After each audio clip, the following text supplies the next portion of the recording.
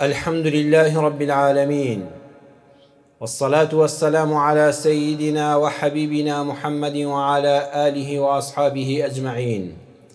ئیمانداران و خواناسانی زۆر بەڕێز، زەمەنی پێشوو ئینسان کاتێک کە کوڕ و کچی دەبوو، دوای ئەوەی کەوا بە فەزلی خوای پەروەردگار هەوڵی دەدا پارویەک نانی حەڵاڵیان بۆ پەیداکە، منداڵەکانی کوڕ و کچەکانی ئاتازی دەستی خەڵکی نامەرد نەبن، پۆشتە و پەرداغ بن، تێر بن، پاشان بتوانێ پێیان بخوێنێ و دوا ڕۆژێکی ڕووناکیان هەبێ. بەلایەوە ئاسایی بوو ئەگەر خوای پەروەردگار هاوکاری بکردایە، زۆر بە ئاسانی کچەکەی شووی بۆ دەکرا و دەیان کەسی بەڕێز وەکو ئەم کوڕە گەنجە جوانانەی مزگەوت دەستی باوکی ئەو کچەی ماچ دەکرد و بە حەیا و حورمەتەوە خێزانی لەگەڵ پێک دێنا. وە کوڕەکانیش زۆربەی هەرە زۆری کوردەواری کوڕی مەرد و کاسب و چاک و خوێندەواریان لێ دەردەچوو. زۆر بە ئاسایی و ئاسانی باوک و دایک ئەوەی کەوا لە مناڵیەوە کۆیان کردبووەوە، پێکیانەوە نابوو دایان کرد بە ماڵێکی خنجیلانە بۆ کوڕەکەیان و بۆ کچەکەیان و ژیانێکی نوێیان بۆ پێک دێنان. ئەمڕۆ سەرەڕای ئەوەی کەوا باوک و دایک ئەرکێکی زۆر سەختی کەوتۆتە سەر شان لە کاتێکا کە مناڵەکانی بچووکن لە بەخێوکردنیاندا، پاشان لەم ڕۆژگارە سەختەدا پەروەردەیەکی تەندروست و ئیماندارانە و خواناسانە و ئەخلاق بەرزانە بۆ کوڕ و کچ بەڕاستی دەبێ بەس فەزلی خوای پەروەردگارمان لەگەڵ بێ. تا لەلایەکەوە دیوارێک دەکەی و بەرزی دەکەیەوە، دەیان ناحەز و ناکەس بە بەرنامە و بەڕێکخراو دەیانەوێ هەڵی تەکێن و قومبەلەیەکی لێ بەسن و دیوارەکەت بڕوخێنن. مەبەستم دیواری ماڵ و منداڵی ڕەسەن و پەسەندە، هەتا تۆ دەتەوێت چاکی کەی لە تۆڕی کۆمەڵایەتیەوە بۆت هەڵدەوەشێنێتەوە، تا تۆ دەتەوێت باشیکەی هاوڕێیەک ئەگەر لە دەرەوە جاران دەستی پێ نەدەگەی، ئێشتا لە ژووری نووسنەکەیە بەلاڕێیاندا دەبە، هەر ئەبێ پەنامان هی خوای پەروەردگار بێ. پاشانیش کە دەگەنە قۆناغی ئەوەی کە ئینسان مشوریان لێ بخوا و خەمیان لێ بخوا و ماڵ و حاڵیان بۆ دابینکا و هاوسەرگیریان بۆ ئەنجامدا، کە ئەگەر هەرچی توانات هەیە ماڵەکەت بۆ دروست کرد، خانووت بۆ گرت، کەلوپەلت بۆ کڕی، زێڕت بۆ ئامادە کرد، ئەمجا خەمە هەرە گەورەکە بەڕێزان هی هەر یەکێک لە ئێوەی بەڕێز هی هەمومان ئەوەیە یا ڕەبی خوای هاوسەرگیریەکە سەرکەوتوو بێ. یا ڕەبی خوای پەروەردگار دوایی لێک جانەبنەوە دوای ماوەیەکی کەم، خزمایەتی نەبێ بە دوژمنایەتی، هاوسەرگیری نەبێ بە هاوشەڕی، چونکە ئەوەندە ڕۆژانە هەواڵەکان دەبیستی کە بەڕاستی ئامارەکان سام ناکەن لە دادگاکاندا، لە لیژنەی فتوای شەرعی بەردەمی مامۆستا بەڕێزەکاندا، پیاوانی بەڕێزی وەکو جەنابتان کە لە سوڵح و سەڵاحەتی خەڵکدان ئەو هەموو ژن و مێردە لە یەک خەڵدەتەچێ، بەڕاستی تۆ سە لە ڕای خەمی نەبوونی و نەداری و بێخانووی و بێ ئیمکانیەتی هێشتا ئەڵی خواپەک ناخە، لە دەمی خۆمی دەگرمەوە کوڕەکەم ژنی بۆ دیانم کچەکەم بەشوو دەدەم، بەڵام کاتێک کە ئەوانە دەبینی ترسێکی گەورەت هەیە یا ڕەبی خوای پەروەردگار عاقبەتیان شەڕ نەبێ. خوایە هاوسەر بن، نەک تووشی هاوشەڕێک بن. خوایە خزمایەتی دروست دەکەم، کچەکەم بەشوو دەدەم کوڕێک بێتە ماڵەکەمەوە، بەیانی خوایە ئەو کوڕە پەلامارم نەدا و خۆم و کچەکەم نەکوژێ، خێزان و منداڵەکانم نەکوژێ، چونکە بینیوتە کە ئەوانت لە زەمەنی پێشتران نەدەبیندران و نەدەبیستران. کوڕەکەت ژنی بۆ دێنی، کچێک لە ماڵەکەتا زیاد دەبێت، کۆمەڵە خزمت پەیدا کردووە، بەهۆی ئەوەی کەوا ژن و ژوورخوازی ڕووی داوە، ئەبێ زۆر لەخوا بپاڕیتەوە، تەنها ئەوەشمان لەدەست دێ. یا ڕەبی خوای ئەم خزمایەتیمان تا سەر بێ و بەیانی لە یەک نەترازین بەهۆی ناکۆکی کوڕ و کچەکانمانەوە. لە قورئانی پڕبەرەکەت و بەخششا کە دەچینە خزمەتی پێمان دەڵێ کام هاوسەرگیریە سەرکەوتووە.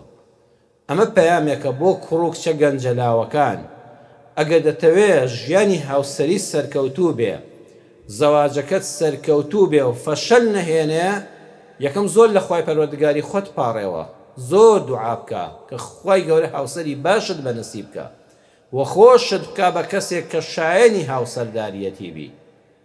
و پاشانیش گوێ لە قورئانەکەی پەروەردگار بگرە. خوای پەروەردگار پێمان دەڵێ والليل إذا يغشى والنهار إذا تجلى وما خلق الذكر والأنثى سورة الليل آية يقبو سي ئەم قورآنە کاتێک کەسانێک بە ژێرنووسی کوردی دەیخوێننەوە ئەڵێ باشە قورآن ڕەبتەکانی زۆر بەیەکەوە نین، زۆر پەیوەست نین ئاەتەکانی بەیەکەوە. پەروەردگار باسی شەو دەکا، پەروەردگار سوبحانەه وتەعالە باسی ڕۆژ دەکا، خوای گەورە باسی نێر و مێ دەکا. باشە ئەمانە چ پەیوەندیان بەیەکەوە هەیە؟ بەڵام نا، خوای پەروەردگار لەو سێ ئاەتی سوورەتی ئەللەیلا بەڕێزان ڕوون و ڕاشکاو پێمان دەفەرمێ ئاگادار بن چۆن شەو و ڕۆژ تەواوکەری یەکترن بۆ ژیان، ژن و مێردیش دەبێت ئاوا تەواوکەری یەکتر بن، هەر یەکەیان دەوری خۆی ببینێ. ئەینا هەر شەو بێ یان دنیا هەر ڕۆژ بێ، وەکو جەمسەرەکان کە ئەڵێن 6 مانگ بەس شەوە خۆر هەڵنایە جارێکی تر، کە بوو بە ڕۆژ 6 مانگ 7 مانگ خۆر ئاوا نابێ، شەو دروست نابێ. وێ دەبینی لەو جەمسەرانەدا ژیان و ژیار دروست نابێ، ژیان و ژیار لە شوێنێکا دروست دەبێ کە شەو و ڕۆژ تەواوکەری یەکتر بن. لە ڕۆژە کار و کەسابەت بکەی، لە شەویشا حەسەیتەوە، باڵی ڕەشی شەو دادپۆشەوە بێتە ڕەحمەت بۆی ئامادەت کە بۆ کاری ڕۆژ بە دڵێکی خۆش و بە سینەیەکی فراوان و بە چست و چالاکیەوە پەلاماری کار و ژیانی ڕۆژانت بدەیت. دەی چۆن شەو و ڕۆژ هیچیان نەزیادن، نەفەزلی هیچیان بەسەر هیچیانەوە هەیە. تخوا بەڕێزان، ئێوەی خۆشەویست، ئێوەی بینەران و بیسەرانی ئەم وتارە، کەس هەیە بڵێ دەتوانم بڕیار بدەم وەڵا ڕۆژ گرنگترە لە شەو؟ یەکێکی تر لە ڕقی ئەو بڵێن ناوەڵڵا نەتزانی شەو گرنگترە لە ڕۆژ؟ ئەڵێن ئێوە هەردووکتان تێ نەگەیشتون لە مانای ژیان، بەڵکو شەو و ڕۆژ هیچیان زیاد نین و هیچیان فەزلیان نییە بەسەر یەکترەوە، بەڵکو تەواوکەری یەکترن. بۆیە ئاەتەکە لە کۆتایە دەفەرمێ وما خلق الذكر والأنثى، نێر و مێشکە ئەڵڵا سوبحانەه وتەعالە دروستی کردوون ئەگەر تەواوکەری یەکتر بن، ئەگەر دژ بە یەکتر نەبن، یەکیان خۆی فەرز نەکا بەسەر ئەوەی تریاندا. و ئێمەش وەکو دایک و باوکان پێیان بڵین ئێوەی کوڕ و کچی تازەلاو، کچە شیرینەکەم کە شوت کرد مەبە بە دوژمنی مێردەکەت، خۆتی بەسەرا زاڵ مەکە، تەواوکەری بە. بە کوڕەکەشت بڵێ کوڕی خۆم، کە ژنت هێنا ئەو خێزانە خزمەتکارت نییە، ئەوە تەواوکەری ژیانی تۆیە، ئاگات لێ بێ، زایی مەکە، وەڵڵاهی ئاوا ماڵ دروست دەبێت. تەواوی هۆکاری ئەوەی ئەمڕۆ ئەم هەموو تەلاقە هەیە ئەمەیە، بە بەرنامەی ڕێکخراو، بە فیلمی سەدان ئەڵقەیی، بە چاولێکەری نەفامانە وا کراوە کە ژن و مێرد دەوری خۆیان نەبینن. ژن و مێردەکان زانایان فەرموویانە 4 جۆرن. ئەوەی عەرزم کردن بەو هەموو فلیمەی کە دەبیندرێ، بەو هەموو نووسراوەی کە بە ناوی فێمینیزم و ژن سالاری و دژایەتی پیاو سالاری و زاڵکردنی ڕەگەزێک بەسەر ڕەگەزێکا و دوژمنایەتی خستنە نێوانی پیا و ژنەوە ئەنجام دەدرێ، هەمووی مایەی ئەوەیە هەڵتەکاندنی خێزانە، بۆیە تەلاق ئەوەندە زۆرە. بەڵام زانایانی ئێمە لە دێر زەمانەوە فەرموویانە 4 جۆر ژن و مێرد هەیە. جۆری یەکەم، پیاوەکە پیاوە، بەڕاستی ژنەکە ژنە. پیاوەکە بە دەوری پیاوەتی خۆی هەڵدەستێ و سەرپەرشتی ژنەکەی دەکا و مشورخۆری ژنەکەی و منداڵەکانیەتی، کاسبکاری ڕۆژە، ماندووە، خاتونیش لە ماڵەوە بە خواردنی خۆش، بە پەروەردەی جوانی منداڵەکان، بە ئامادەکردن و ڕازاندنەوەی ماڵێک ئەگەرچی لە ڕووی کەلوپەلیشەوە هەژار بێ، بەڵام بە حەنان و بە سۆز و بە بزەی جوان و بە قسەی شیرین ماڵەکەی گەرم و گوڕ و ئاوەدان دەکا و دەیکا بە چراخان. وەڵڵاهی ئەم دوانە ژیانیان بەختەوەرە. پیاوەکە پیاوە و ژنەکە ژنە. ئەمە مانای ئەوە نییە پیاوکە کەسابەت دەکا و پارە دێنێتەوە خێر بە ژنەکەی دەکا. خەڵکانێک وا حاڵی نەبێ ئێمە بەبستمانەوەی ئافرەت خاتون کە لە ماڵەوە بوو، پیاوەکەی جلوبەرجی بۆ کرد، دکتۆر و دەرمانی پێکرد، ژێوی ژیانی وەکو پاشاژنێک دابین کرد ئەوە دیارە ئەم ژنە بەس بخۆرەوە خێر پێکراوە یان پیاوەکەوە هەستکە خێری پێدەکات نا پیاوی موسڵمان ئەمە بە واجبی سەرشانی خۆی دەزانێ و بە پاداشتی لای خۆی پەروەردگاری دەزانێ ئەو پاروی دەیکەیتە دەمی خێزانەکەتەوە بە دەمیەوە دەکەی لای خوا بە ئەجر و پاداش بۆ نووسراوە فەرمودەی پێغەمبەری سەرور و پێشەوامانە صلی الله عليه وسلم بۆیە پیاوەکە پیاوە و ژنەکە ژنە ژنەکەش بۆیە ژن نییە خۆی بە کۆیلەی پیاوەکەی بزانێ خۆی بە خزمەتکاری بزانێ بەڵکو خۆی بە تەواوکەری دەزانێ چونکە خۆشەویستانم ئەهلی مزگەوت بینەرانی بەڕێز دڵنیابن ژن چەندە دەوڵەمەند بێ ناخی خوا وای دروست کردووە هێشتا پێ خۆشە پیاوێک هەبێ دیارەکی بۆ بکڕێ یعنی ژنەکە خۆی چەندە سەرمایەدار بێ موچە خۆری گەورە بێ هێشتا ناخی چاوەڕێی ئەوەیە پیاوێک کە مێرد و حەڵاڵی خۆیەتی بێتەوە دیارێکی بچووکی بۆ بکڕێ جلوبەرگێکی بۆ بکڕێ سەرپۆشێکی بۆ بکڕێ ئافرەت چەندە بەهێز بێ بۆ نمونە مانع نییە پلەیەکی سەربازی لە وڵاتە هەبێت لە بەشی ئافرەتاندا هەموو سەرشانی نەجمە و داڵ بێ وەڵڵاهی هێشتا پێویستی بەوەیە لە ناخە لە پەنای پیاوێکی بەهێز و پیاوانەدا بێ لە ماڵەکەیدا ئافرەت چەندە بۆ خۆی دکتۆر بێ بۆ خۆی نەشتەرگەری بکە چارەسەری نەخۆش بکە هێشتا چاوەڕێیە کاتێکە سەری دێشێ پیاوەکەی حەڵاڵەکەی دەستی بخاتە سەر نێوچاوانی و سەری بۆ بشێرێ و دەست بە سەریا بێنێ ئەمە سروشتی ئافرەتە پێویستی پێیەتی بەخوا بە پێچەوانەشەوە پیاویش چەندە قارەمانی دەرەوەی ماڵ بێ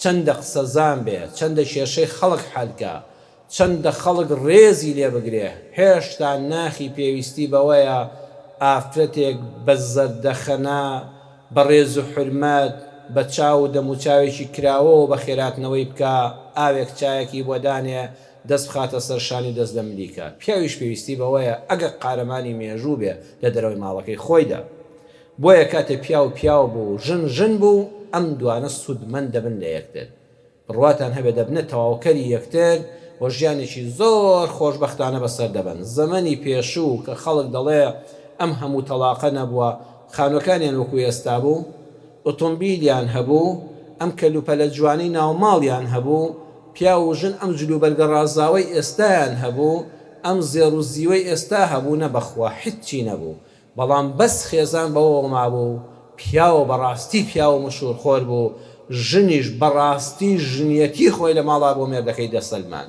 بۆیە بەیەکەوە بەختەوەر بوون هەیە 10 مناڵی بووە هەیە 12 مناڵی بووە هەمووشیان چوونە ماڵ و خێزانی خۆیان و خێزانیش هەڵنەتەکاوە و قەدر و حرمەت هەرماوە گەورە و بچووشی لە ماڵا ڕەچاو کراوە خێزانی دووەم پیاوەکە بەداخەوە دەوری پیاوەتی نابینێ بە کوردەواری پێڵەن پیاوەکە میاوە پیاو نییە میاوە بەڵام ژنەکە بەڕاستی ژنە ئەمە لەم حاڵەتەدا ژنەکە سەرپەرشتی ماڵەکە و پیاوەکەی دەکا کابرا حیز مشورێکی لەبەر نییە حتا تەنانەت بچێتەوە لەسەر سفرەی نانی نیۆڕۆنان نەبێ بە خەیاڵیان نایە بەڵام ژنەکە دەوری ژنیەتی دەبینێ حیا و حرمەتی ئەم پیاوەی هەڵگرتوێتەوە ناهێڵە خزمان و کەس و کار و دراوسێ پێیان بزانن ئەم ژنە باری زۆر قورسە بەڵام ژنێکی سەنگین و سالارەیە بە حرمەتە جوان پەروەردەکرا و ئیماندارە ڕای بە پاداشتی خوای هەیە زۆر باری قورسە لە ژیانە بەڵام ماڵەکە دەپارێزێ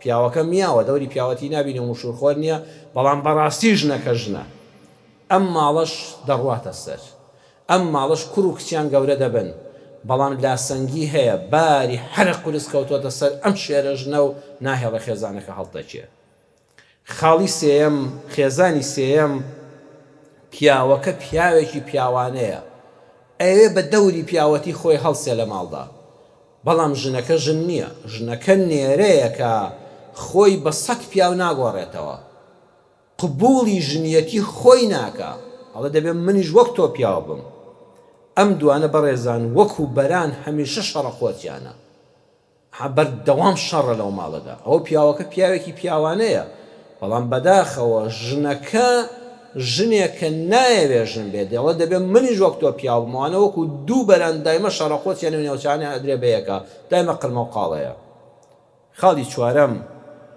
پیاوەکە میاوە دەوری پیاوەتی نییە، ژنەکەش نێرەیە بەڵام بەس بە قسە نێرەیە، یعنی هیچ ناتوانە سەرپەرشتی ماڵ بکە. پیاوەکە میاوە ژنەکە نێرەیە دەیەوێ وەکو پیاوە بێ بەڵام بەس دەمە هیچی پێ ناکرێت. سەرپەرشتی و مشورخۆری پیاوەکەی پێ ناکرێت، وەکو ژنی یەکەم نییە ژنیەتی خۆی بسەلمێنێ ئەگە پیاوەکەشی میاو بێ ئەم خێزانەکە ڕاستکاتەوە.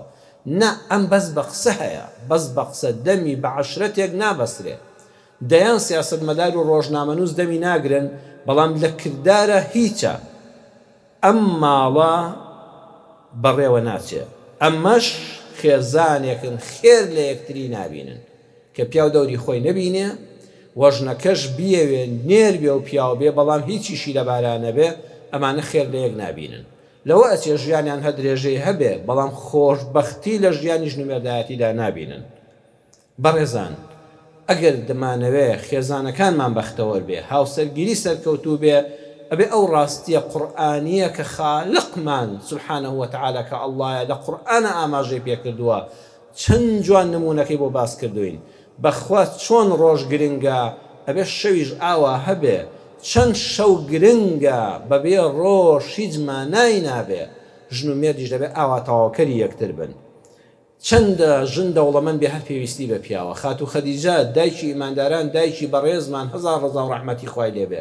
باشە خۆ خاتو خەدیجە هەموو سیرە بخوێننەوە، ئافرەتێکی دەوڵەمەند بوو، خۆ بازرگان بوو، بەخوا پێویستی بە پارە و پۆڵی پێغەمبەری خوا نەبوو صلی الله عليه وسلم، بەڵام ئارامی نەگرت هەتا لە لای زاتێکی پایە بەرزی وەکو پێغەمبەری خوا صلی الله عليه وسلم محەممەد کە پیاوی بێ و سەرپەرشتیاری بێ حەوایەوە.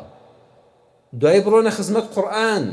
لە قورئانە کاتێک کە باسی مەلەکەی سەبە دەخوێنیتەوە دەفەرمێ وەلەها عەرش عەظیم، یەک عەرشی هەرە گەورەی هەبوو، تەختی پاشایەتی هەبوو، یعنی کەوتر شاژنی مەلەکەی سەبە پەرلەمانی هەبوو، ئەنجومەنی وەزیرانی هەبوو، حکمڕان خۆی بوو، ئەوانەی سەرپەرشتیاری وڵات بوون دەیانگوت وەلئەمڕ ئیلەیکی، حەزت بە چییە ئیمزایکە و ئێمە لە خزمەتتاین.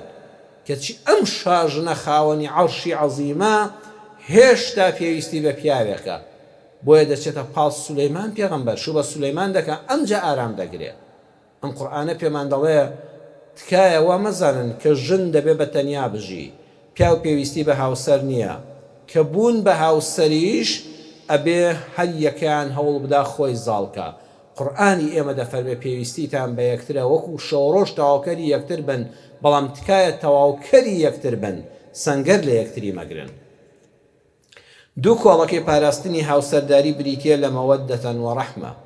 قرآن لسورة الروم آياتي بيستويك هذا فرمي ومن آياته أن خلق لكم من أنفسكم أزواجا لتسكنوا إليها وجعل بينكم مودة ورحمة. لآيات كان خواي پروردگارا كان نفسي خواتان هاوسري بودروس كردون آمانج لهاوسرگيري چيا لتسكنوا إليها، آمانج سكنايا بەچی ئارامی و حەوانەوە و ڕزگار بوون لە ماندووبوون و شەکەتی دێتە دی و کوڕ و کچ لە پەنای یەکترا دەحەوێنەوە و دەحەسێنەوە بە مەوەدەتەن و ڕەحمە. دوو کۆڵەکەیە. مەوەدە بەڕێزان بۆ سەرەتای گەنجێتی کە سۆزی دڵ هەیە، عەشق هەیە، خۆشەویستی لە نێوانی کوڕ و کچی تازە لا و تازە پێگەیشتوودا هەیە، بەم مەوەدەیە ئەوەندە یەکتریان خۆش دەوێت. کچ ئامادەیە ئەو ماڵی باوکەی وا 20 ساڵە 18 ساڵە 25 ساڵە تیا دەژی بەجێیان دێڵێ، ئەڕوا لەگەڵ کوڕێکا ژیان بەسەر دەبا. کوڕێکیش بە هەمان شێوە باوک و دایک و خوشک و برا و ژینگەی خۆی بەجێ دێڵێ، ئەچێتە کرێچێتیەوە حستا خۆی بە مرتاح دەزانێ چونکە لەگەڵ کەسێکایە کە هاوبەشی ژیانێتی و خۆشی دەوێت. ئەمە مەوەدەیە. بەڵام وردە وردە دەڕواتە سەرەوە، منداڵ پەیدا دەبێ، خاتون ئەو جوانەی جارانی نامێنێ، ئەم ئەو کوڕە جەحێڵە جوانەی جاران نامێنێ، بارودۆخ و قورسایی ژیان، پەیدابوونی منداڵ، بژێوی پەیداکردنی ژیان، خەم خواردن لە نەوەکان، ئەمانە هەمووی دێتە سەرت. ئالەو کاتەدا کۆڵەکەی دووەم خەریکە ماڵەکە دەڕوخێت و عاشقەکەی جاران خەریکە نەمێنی کاڵ دەبیتەوە، ئەو سۆز و گڕەی ناو دەروون و لاشت کب بۆتەوە، تەقریبەن جەستەیەن لێک تێر بوون. کۆڵەکەی دووەم فریای ماڵەکە دەکەوێت ناهێڵە بڕوخێەوە. ڕەحمە ڕەحمە بەڕێزانی یعنی عەقڵ و ژیری، وەفا، ویژدان، سۆز، میهرەبانی کە لە ڕووی جەشتەشەوە لە یەکتێر بوون کە جوانی ئافرەتەکە نەما کە یەکیان خوا نەخواستە نەخۆشی درێژخایانیان هەبوو لە جێگادا کەوت، ئەمجاوە ڕەحمە، ئەمجا پەرۆشی یەکتریانە، ئەمجا وەفایان هەیە بەرامبەر یەکتر، ئەمجا بێویژدان نین، دوێنێی ڕابردووی خۆیان لەبیرە، قوربانی بە یەکتر دەدەن لە پێناوی ئەوەدا ژیانیان بەردەوام بێ. ئەم دوو کۆڵەکەیە دەبێ هەبێ لە خێزانە، کەواتە قورئان پێمان دەڵێ بە قەلەقی و بە قەلەقی شوکردن و بە دڵمە و بە دڵم نییە و لەبەر خاتری باوکو و دایکم و وەڵی تەکلیفیان لێکردم شوو بکەم و لەبەر ئەوەی تەمەنم چۆتە پێشەوە هەری هاوسەرگیریم لە دەست دەچێت ئەگەر ئەمەش ڕەتکەمەوە ئەو هاوسەرگیریە مەکە. سەرەتا دەبێت لە ناخی دڵەوە بۆ بەرامبەرەکەت بکڵی مەوەدە لە مەحەبەتیش بەهێزتر، پاشانیش ئەوەندە خاوەنی شەهامەت بی بە ژن و پیاوەوە، خاوەنی ویژدان بی، خاوەنی ڕەحم و سۆز و بەزەیی بی، خاوەنی وەفا بی، ڕابردوو یەکتر ببینی کە سەرەتا چۆن هاوسەرگیریت کرد، بەم دوو کۆڵەکەیە هاوسەرگیریەکانمان سەرکەوتوو دەبێت و ناهێڵێ ماڵەکە بڕۆخێ و تەلاق ڕوو بدە. و دروستکردنیە و هاوسەرگیریە سەرکەوتووە پێویستە یەکەم دایک و باوک، خزم و قەوم و ڕیسپیان، حکوومەت، خەمی کچوو کوڕە گەنجەکانمان بخۆن. وأنكحوا الأيام منكم والصالحين من عبادكم وإمائكم إن يكونوا فقراء يغنيهم الله من فضله والله واسع عليم. سورة النور آيات 32. خواهی پەروەردگار دەفەرمێ ئەی دایک و باوکان، باوک و دایک بە دەرەجەی یەکەم، ئەمجا خزم و کەسوکار، پاشان ڕیش سپیان و دەسەڵاتدارانی ناو عەشرەت و هۆز و خەمخۆرانی بنەماڵە، دواتر حکوومەت و دەسەڵاتداری وەخت، بە هەمووانتان خەم دە و کوڕ و کچانە بخۆن کە هاوسەرگیریان بۆ نەکراوە، لەو پیا و ژنانە بخۆن کە هاوسەریان لەدەستداوە ئێستا بێ هاوسەرن، وەرن لە دەوریان کۆ ببنەوە هاوکاریان بکەن. ئین یەکونوا فوقەراء، جا سەرنجی ئاەتەکانی قورئان بدەن، ئەگەر هەژار بن، مەبەستی هەژاریەکە لێرەدا ئەوە نییە هەر هیچیان نییە، ئەگەر هەژارن ئێوە ئەوەندەیان بۆ بنیاد بنێن، بۆ نمونە خانوویەکیان بۆ بەکرێ بگرن، 100 مەتر خانوو 50 مەتر خانوویان بۆ دروستکەن با هۆدەیەکیش بێ، کەلوپەلێکی ئاسایی ناوماڵیان بۆ دابینکەن، چەند مسقال زێڕێکیان بۆ بکڕن، بە کۆمەکی هەموو لایەکتان بیان خەنە ناوماڵی خۆیانەوە، وەڵڵی خوا دەوڵەمەندیان دەکات، چونکە ئین الله والله واسع علیم، خوا دەرگای ڕزق و ڕۆزی فراوانە، خوا زانایە بەنێتی ناو دڵەکان. ئەم دوانە بە پاشی هاوسەرگیریان کردووە، وەڵڵاهی ژن و ماڵ تا ژنن نەبێ ماڵت هەر نابێ. ئەومانە ئاەتەکەیە. بەڵام بەڕێزان زۆر بە وردی گوێ لەم بەڵامە بگرن. بەڵام ئەو کوڕ و کچەی کە هیچی نییە، کوڕێکە ئەچێتە خوازبێنی کچێک، کچەکەش وەکو خۆی نەدارە، کوڕەکە هیچی نییە لە ڕووی داراییەوە، لە ڕووی پارەوە، بێکارە بێپارەیە، سەیری گیرفانی خۆی دەکات، لە ماڵی خۆیانە هیچ شک نابە، پارەی نییە، لە ڕووی کاریشەوە کار و کەسابەتێکی نییە ئومێدی هەبێ بڵێ کە ژنم هێنا هەندێک پارە ئەدەمەوە بە قەرز مانگانە هەندێکشی بۆ بژێوی ژیانم دابین دەکەم، نە پارەی حازری هەیە، نە کارێکی هەیە کە ئومێدی کار و کەسابەتی ڕۆژانەی بەردەوامی هەبێ و پاشەکەوتێکی هەبێ. باوکی ئەم کوڕە هەژارە، باوکیشی هیچی نییە یارمەتی بدا، خزمەکانی خزمی هەیە، قەوم و کەسی زۆرە، بەڵام یان هەژارە و پوچە، یعنی خزمی هەیە بەڵام خەمخۆریشن، خزمەکان خەمخۆرن بەڵام پوچن، یعنی داماوە هیچیان نییە بۆ خۆیان محتاجن. خزمەکانی یان هەژارە و پوچە، یان دەوڵەمەندە و هیچە. جا خزم دوو جۆرە، یان خەمخۆرتە بەڵام گیرفانی بەتاڵە و هیچی لەدەست نابێتەوە، یان دەوڵەمەندە و پوچە هیچە، یعنی دەوڵەمەندێکە هیچە، هیچ خێری نییە، چاوەڕێ مەبە، بەس ئامادەیە ئەگەر مردی لە تەعزیەکە تا بوو وەستەیە دووسێ ڕۆژ خۆی بنوێنێ بە خێراتنی میوانانی پرسەت بکە، نانێکیش حازر کە ئەویش لەبەر خۆی بابە نان مەدە بە پرسە، نان بدە بۆ گەنجێک هێشتا زەواجی بۆ نەکراوە. ئەگەر خزمێکی هیچنی، خزمەکەی هیوا هەیە، دەوڵەمەندێکی هیچە، خزمی دەوڵەمەندی خەمخۆری نییە، یان خزمەکانی لووتیان لێی نییە چونکە فەقیرن، هەر بە خزمی خۆشیان نازانن.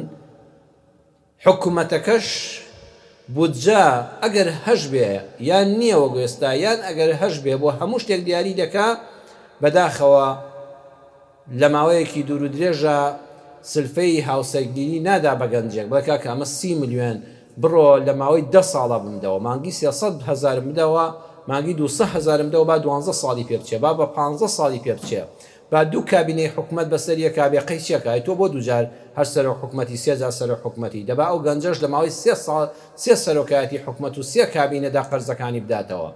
پارەی مەدێ بە بەلاش، فێری سواڵیشی مەکە، فێری بکە بڵێ ئەوە 30 میلیۆن دینار لەبەردەستا بێ، بەخوا ماڵێکی خنجیلانەشی پێدا دەنێ، وڵای هاوسەرگیریەکەشی پێدەکا، بە ئومێدی خوای گەورە قەرزەکانی حکومەتیش دەداتەوە. حکومەتی وەختیش ئەمەی نەکرد، ئەمە باشن نەهێنێ، بەڵکو وەلیەستەعفف الذین لا یەجیدون نکاحا حتى یغنیهم الله من فضله. بەڕێزان پەروەردگار دەفەرمێ با ئەو کەسانە خۆیان بە داوێن پاکی ڕاگرن کە هەژارن، کە کارێکیان نییە بژێوی ڕۆژانەیان دابین کا و پاشەکەوتێکی لێ بکەن، با خۆ پارێزن لە تەماشاکردنی شتی ناشەرعی، لە هاوڕێیەتیکردنی کەسانێک کە باسی ئافرەت و جنس و ئەو شتانە دەکەن، ئەهلی مزگەوت بن، هاوڕێی خواناسان و ڕەوش بەرزان بن، هەوڵ بدەن کار و کەسابەتێک بکەن، بەشێک لە پاروی دەمیان لە جلوبەرگی زیادیان بگرنەوە بیخەنە سەریەک حتى یغنیهم الله من فضله، تا پەروەردگار بە فەزلی خۆی دەوڵەمەندیان دەکا، شتێکی وایان لە دەستا دەبێت کە هاوسەگیری دەکەن. زۆر خەڵک ناحاڵیە بەداخەوە لەگەڵ ڕێزم بۆ ڕووی جەنابتان و بینەران، ئەڵێ ژن بێنە و خەمن نەبێ خوا کەریمە، بەڵێ خوا کەریمە، خوا بەخشندەیە، خوا پەکناخە، بەڵام قورئانەکە بۆی دیاری کردووی کاکە بە گیرفانی خاڵیەوە مەڕۆ بۆ ژنی هێنان، چونکە بە بێ ماڵ و حاڵ و بێکاری و گیرفان بەتاڵی ژیانی ژن و مێردایەتی بەخوا هەڵدەتەکێ، بەتایبەت لەم زلوف و زەمانەدا کە هەمومان دەزانین تەنانەت خەرجیە لاوەشیەکان چەندە زۆر بوون، بە ئەندازەی خەرجیە پێویستیەکان هەشتت دەڕوە نازانی بەم کارت و بەو کارت و بەم کارە بە و بەو کارە بە بەم کرێ و بەمەیان بەڕێزان هەر خۆ نەزانی پارەکان بۆچی ڕۆی. جاران بەس پێداویستێ بنچینەیەکان هەبوون، ئەمڕۆ بە ئەندازەی پێداویستێ بنچینەیەکان بەداخەوە پێداویستی لاوەشیش دروست بووە و پارەکان هەر بۆ خۆی وەکو بەفری بەهار دەتوێتەوە. هەروەها سەرنج بدەن، سەیری وردی قورئان کەن خۆشەویستان، کاتێک خوای پەروەردگار دەفەرمێ و ئەنکیحوا الئەیامە منکم، ئەم ئایەتە لە سوورەتی ئەننووردا لە دوای باسی زینا، مولاعانە، بوختان، چاوپاراستن لە نەظەری حەرام، ئەم ئایەتە هاتووە. یعنی سەیری وردەکانی قورئان کەن لە سوورەتی ئەننوورە، لە پێشە باسی ئەم شتانەی بۆ کردووی خۆ پارێزە لە زینا، دواتر کە زینا بیندرا لە بینی ژن و مێردا، مولاعانەت چییە، بوختان حکمەکەی چییە، چۆن پیاوان و ژنان چاوی خۆیان بپارێزن لە ئاستی نامەحرەم و حەرامدا، ئەمجا دەفەرمێ هاوسەگیری بکەن. ئەمەش دوو پشتمان پێ دەڵێ، یەکەم پێمان دەڵێ ئەگەر دەتەوێت کوڕ و کچەکە تووشی زینا نەبن، تووشی قسە و قسەڵۆک و بوختان نەبن، تووشی نەزەری حەرام نەبن، وەرە ژن بۆ کوڕەکەت بێنە و کچەکەت بە جوانی بەشوو بدە. دوو، هەر کاتێک دەرگایەکت داخست یەکسەر دەرگایەکی تر بکەوە، دەڵێی زینا مەکە، خۆ پارێزە و داوێن پاک بە، دەوەرە مشوری لێ بخۆ، خوا دەفەرمێ هاوسەرگیری بۆ بکە. ئەگەر باوکو دایکی چەندی لە تواناتایە هەوڵ بدە، بەخوا ئەو پارەیە جێگا دەگرێ، ئەگەر خوا ڕەحم کا کوڕەکەت ژن بێنێ و کچەکەت بە جوانی بەشوو بدەی و بە حیا و حورمەتەوە دابمەزرێن و تووشی ناپاکی نەبن. ئەگەر خزمی ئەڵێی قبوڵ ناکەم خزمەکانم سەر شۆڕم کەن، کچەکانیان کوڕەکانیان، خۆت بە پیاوێکی پیاوانە دەزانی تووشی زینا و لا ڕێبوون بن، ئەم دەرگای لێدا دەخەی، فەرموو دەرگای حەڵاڵی بۆ بکەوە، وەرە بەشێک لە پارەکان عەرزم کردن بەڕێزان، هەر بۆ پرسە تێدا مەبە، بابە کە من مردم ئەگە خوا دەکا ئیمانم سەلامەتە پرسەی کەسم هەر ناوێ، ئەوەندەی ئینشەڵڵا فاتیحامان خوێندەوە فاتیحای تۆمان ناوێ لە دوای مردن، بەڵام بە ئیزنی خوای پەروەردگار تا لە ژیانین با خەمی یەکتر بخۆیت. ئەگەر دەتەوێت کوڕ و کچەکانی بنەماڵەکەت، قەوم و خزمەکەت بەدامێن پاکی بمێننەوە، نەفرەت لە زینا و شوێنەکانی زینا دەکەی لە وڵاتە، وەرە دەرگای زەواج، خوا دەفەرمێ دەرگای زەواجی لێ بکەوە، دەرگای هاوسەرگیری حەڵاڵی بۆ بکەوە. دووەم، ئەی کچ و کوڕ، ئەی کچ، پەیامێک بۆ کچان، ئەی کچ ئەگەر دەتەوێت مێردێکی مەرد و جوامێرت دەست بکەوێ و وەفادار بێ بۆت و ببێتە مای شانازی بۆت نەک شەرمەزاری بۆت، مێردێکت هەبێ مایەی شانازی بێ بۆت نەک شەرمەزاری بۆت، ئەوە قەت چاوت لە حوبحوبێنە و خۆسوکردن و خۆعرزکردن نەبێ، قەت چاوت لەوانە نەبێ. بەڕێزان کاتێک کە قورئان دەخوێنینەوە یەک وشەی قورئان دەرسە حتا مێژووی مرۆڤایەتی دەمێنێت تا دوا مرۆڤی سەرەم زەویە. کاتێک لە قورئانی پڕبەرەکەت و بەخششە باسی ئیمرأەت العەزیز دەخوێنینەوە، ژنی عەزیزی میسر کە گوایە شەیدای جوانی یوسف بوو کە خزمەتکاری بوو لە ماڵەکەی خۆیدا، گوتی قالت هەیتە لەک، ئەم دێڕە قالت هەیتە لەک، ئەم چەند وشەیە حتا قیامەت دەمێنێتەوە. وتی وەرە هەموو شتێک ساز و ئامادەیە، وەرە ئامێزمەوە، هەموو دەرگا داخراوە خەمی هیچن نەبێ. ئەمە نەگەیشت بە دڵخواست، بەڵکو چی بوو؟ حەیای چوو، ئابڕووی چوو، کەسایەتی دۆڕا، ژیانی لێ تاڵ بوو، شەوی ڕووناچی لێبوو بە شەوی تاریک. بڕواتان هەبێ کچانی بەڕێز، هەر کچێک ئەمە دروشمی بێ قالت هەیتە لەک، لەوەچێ بڵێ مامۆستا لە ژیاندا ئەو دیێڕم هەر نەشزانیوە یان لە قورئانیشا قورئان خوێن نەبووم نەمبیستووە، بەڵام بە کردار جێبەجێت کردووە. هەر کچێک خۆی ڕوت کردەوە، باشە معقولە لە چلەی زستانە تەنورە لەسەر و ئەژنۆتەوە بێ، هەموو سنگ و لەشت بە دەرەوە بێ، بنباڵت لە هاوین و لە زستانە بە دەرەوە بێ، باشە ئەمە دینەکەت پێت دەڵێ؟ خۆتە دڵی مسلمانم، ئەڵێ نەوەڵڵا ئیسلامی من نەهی لەوە کردووە. ئەی باشە کولتوری ڕەسەنایەتی کوردەواری پێت دەڵێ؟ نەوەڵڵا کولتوری ڕەسەنی کوردی ئەمەی تێدا نییە. ئەی نەنک و دا گەورە و دا پیرە دوابوون، ئەڵێ نەوەڵڵا. ئەی باشە تۆ لە غەربا گەورە بوو یان لە وڵاتێکی مسلمانە؟ وەڵڵا لە وڵاتێکی مسلمانە، بەڵام مەی تۆ دێکی لە غەربیشە لە ڕۆژاواشان ناکرێ. ئەمە بە کردار وتوتە قالت هەیتە لەک، خەڵکینە کوڕینە وەرن سەیرم کەن، جەستەم بکڕن، وەرن ئامادەم، بەڵام سەرنجامت وەکو ئیمرأەت العەزیز دەبێ.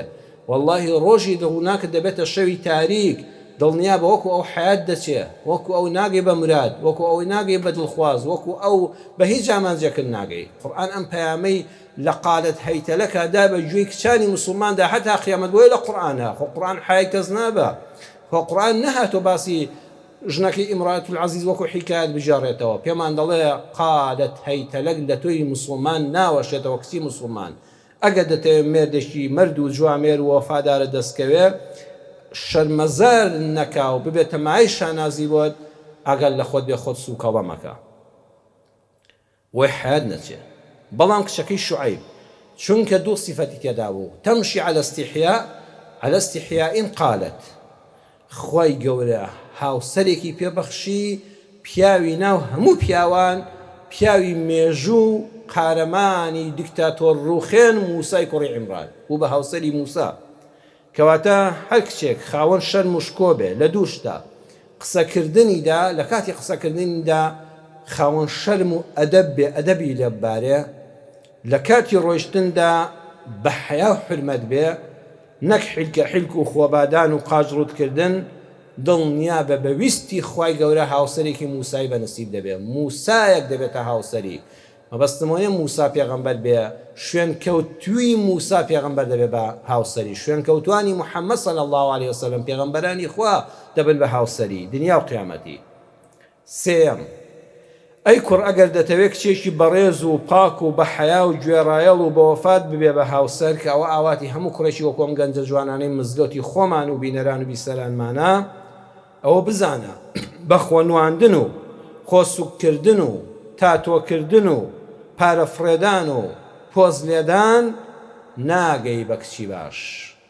وا مەزانە بەوانە سەرنجی کچێکی باش بەلای خۆتا ڕادەشێشی، چونکە کچێک کە لێی دەحەسەیەوە و کە بووە بە هاوسەرت، تەنها دوو شتی تۆ دەبینێ، تەنها چاوی لەسەر دوو شتی تۆیە. یا ئەبەت ئیستەئجیرهو ئینە خەیڕ من استأجرت القوي الأمين. دو صفات، القوي الأمين. بەڕێزان القوي معناوە نییە بازوو ئەستور بێ، عەزەڵاتی ئەوا دەرپەڕی بێ. القوي یعنی کەسێکی کاسبە، یعنی کاسبە، جا هەیە بەدەست کاسبە، هەیە بە کرێکاری کاسبە، هەیە بە بازوو کاسبە، هەیە بە مێشک کاسبە، هەیە لەسەر کۆمپیوتەرێکە و بە پەنجەکانی ئاوا سوبحان الله دنیایەک پارەی دەست دەکەوێت، هەیە بە شەهادەکەی بڕوانامەیەکی باڵای هەیە موچەیەکی زۆر دەیان زانکۆ مەمنونە مامۆستایەتی تێدا بکە، بە دوو یادەگەڕێت. ئاوا تو حەوڵ بدە کاکە بەهێز بی، ئەگەر کرێکارێکی بەهێز بە، ئەگەر لەسەر هەر ئیشێکی لە ئیشەکەی خۆتا ئەوەندە پسپۆر بە خەڵک بە دوو تا بگەڕێ. کەس حەزی لە پیاوی ئاوایە، حەزی لە پیاوێکە بەهێز بێ بە مێشک، بە فکر، بە بڕوانامەی باڵا، بە شەهادەی بەرز، بە دەست و مەقام، بە ماندوو نەبوون لە کار و کەسابەتە، بە چاوبوون لە کەسابەتی حرام لە حەڵاڵ، خۆپاراستن لە حرام. ئەگەر دەتەوێت کچێکی باشت بەنستی بێ، کچی باش چاوی یەکەم لەسەر ئەلقەویە، دووەمیان ئەلئەمین یعنی سەنگینە، چونکە هەیە بەهێزە، هەیە دەوڵەمەندە، هەیە پارەی هەیە مێشکی بەهێزە، هەیە بڕوانامەی باڵای هەیە، بە ملیۆنان پەیدا دەکاوە، بە چەندەها دەفتەر دۆلار دێتە حسابات و بەردەستی لە مانگانەدا، بەڵام بەداخەوە سەنگین نییە، ئەلئەمین نییە. یعنی دکتۆرێکە بەڵام ئەمین نییە، مامۆستایەکە بەڵام ئەمین نییە، کاسبکارێکە بازرگانێکە پارەی زۆرە بەڵام ئەمین نییە. کچی بەڕێز کە بەڕاستی بۆ ژیانی هاوسەری دەگونجێ، سەیری ئەلقەوی دەکا لەگەڵ یا بزانێ ئەمینیشە، بزانێ زەنگینێکی سەنگینە، بزانێ خوێندەوارێکی سەنگین و بە حورمەتە، ئەمینە، پاکە، بە ویژدانە. دکتۆرێکە ئەو هەموو پارەی دەست دەکەوێت بە ویژدانە. بازرگانێکە ئەم پیاوەکە ئەم دەڵێ بە کیلۆ زێڕت بۆ دەکەم، ئەگە خەڵک بە مسقال لەم زروفەیە پێی ناکرێ، هەر سەیری قەویەکەی ناکە کە بە پارە بەهێزە، هەر سەیری ئەوە ناکە دکتۆرات هەیە پرۆفیسۆری یاریدەدەری هەرچیەکی، ئەوە سەیرت دەکەم ویژدانت چۆنە لەگەڵ خەڵکە، کاتێک ئەم پارانە لە بەردەستای ویژدانت بەرامبەر بە فەقیر و هەژار چۆنە. کچی بەڕێز سەیری خاڵی دووەمیش دەکا، ئەلئەمین، ویژدانەکەت تا چەند مەردی، تا چەند جوانمێری تێدایە، یان وەکو کاڵا دەمکڕی دەمفرۆشی. ئەگەر دەتەوێت خێزانێکت بەنسیب بێ، واقعەن بە کەڵکی ژیان بێ، دووشت لە خۆتا بێنەجێ، 20 پێرە بە خۆشنی چاکت بەنسیب دەبێ. ئەلقەوی بە، دووەمیان ئەلئەمین بە، واللهی بە ئیزنی خوای پەروەردگار دەحەسەیتەوە. شەکەی شوعەیب سەیری کرد موسا کاتێ مەڕەکەی بۆ ئاودان، چاکەی لەگەڵکردن، چەند جوان مێرە، هەر ڕانەوەستا بڵێن سوپاست دەکەین، هەر ڕانەوەستا بڵێ ئەمرێکی ترتان نییە، نازانی ئەمرەکان هەرەوەیە و بۆ خۆشی کارەکەی جێبەجێکرد. ثم تەوەلا إلى الظل، هێندە مرد و جوان بێت بۆ خێرا پشتی تێکردن، پشتی لێ هەڵکردن و ڕووی تێنەکردن و قسەی لەگەڵ نەکردن و وازی لێ هێنا فریان نەکەوتن بڵێن ماڵ داوا بێ خوا حافیز بێ و ئەو کچەوتی بەخوام پیاوە جوامێرە. هەی ئافرین، چەندە بەهێز و بە قووەتە ئەو بەردەی لابرد و ئەو هەموو مەڕێی ئاودا و هێشتا نەیگو پشتم شکا و هیلاک بووم و مردم، و پاشانیش چەندە خاوەن جوانمێری و مەردایەتی و پیاوەتیە.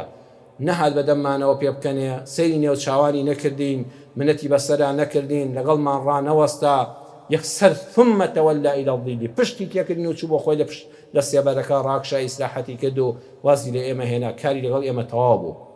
ئەو کچە بۆ خۆی بڕیاریدا بە باوکی بڵێ باوە پیاوێکی باشە بیهێنە ماڵەوە و پاشان بڕیاری هاوسەگیری لەگەڵدا. ئەم پەیامانەی قورئان بۆ کوڕ و کچەکانمانە. وەڵاهی ئەگە دەمانەوێت هاوسەگیری سەرکەوتوو بێ، پێویستیمان بەگەڕانەوەیە بۆ خزمەت پەیامەکانی قورئان. هەمووشمان داوا بکەین لە خوای پەروەردگار، یا ڕەبی خوا بەختەوەری دنیا و قیامەتمان کەی، یا ڕەبی خوا خۆمان و خێزانمان، کوڕ و کچەکانمان خوا بەختەوەر کەی، دەرگای ڕەحمەت لە هەموو لایەکمان بکەیتەوە، هەر کەس کێشەی هەیە خوا دەرگای ڕەحمەتی لێ بکەیتەوە، ڕزق و ڕۆزی فراوانمان پێ بەخشی، ئەم میلەتە لەم قەیرانی بێموچەیە، لەم نەداریە، لەو هەموو زولوفە نالەبارانەی کە شایەنی نییە و بەڕاستی بەسەریا دەهێنرێ لە هەموو لایەکەوە. خوا تەنها دەرگای تۆمان هەیە یا ڕەب العالەمین، یا ڕەبی خوا دەرگای ڕەحمەت لەم میلەتە بکەیتەوە، لە هەموو موسڵمانانی جیهان بکەیتەوە، یا ڕەبی خوا سەرکەوتن بە هەموو موسڵمانان لە هەموو شوێنێکی ئەم جیهانەدا ببەخشی. خوا لەژێر سایە حکمی خۆتدا خوا هەموو لایەکمان بحەسێنیەوە، زیاتر لە قورئانەکەت شارەزامان کەی.